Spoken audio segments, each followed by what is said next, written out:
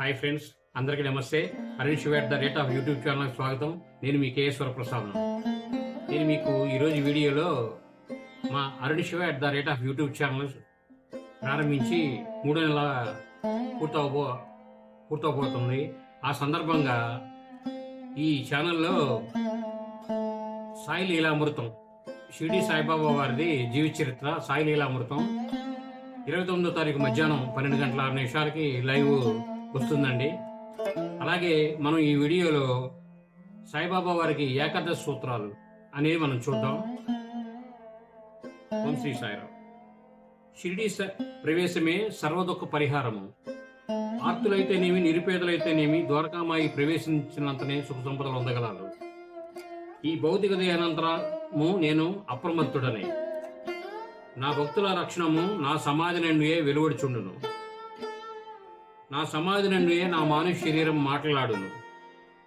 నన్ను ఆశ్రయించిన వారిని, శరణం తెచ్చిన వారిని నిరంతరము రక్షించడమే నా కర్తవ్యము. నా యందు ఎవరి దృష్టి కలదో వారి యందే నా కటాక్షం కలదు.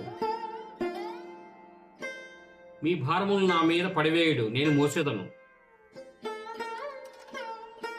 నా సహాయము గాని సలహాను గాని కోరిన తక్షణము వసంగుటకు నేను సంసిద్ధుడను. నా భక్తుల ఇంట లేమినే శబ్దము పొడసూపదు. నా సమాధి నుండి నా మానవ శరీరం మాట్లాడును. ఇలా సాయిబాబా వారికి కొన్ని ఏకాదశి సూత్రాలు అనేది మన పూర్వీకులు పెద్దలు నిర్ణయించారండి. ఇవి ఆయన మొత్తం ఆయన యొక్క జీవిత చరిత్ర చదివితే ఈ ఏకాదశి సూత్రాలకి అనుబంధంగా ఉంటాయి, ఆయన మనస్తత్వానికి వాటిలన్నిటికీ.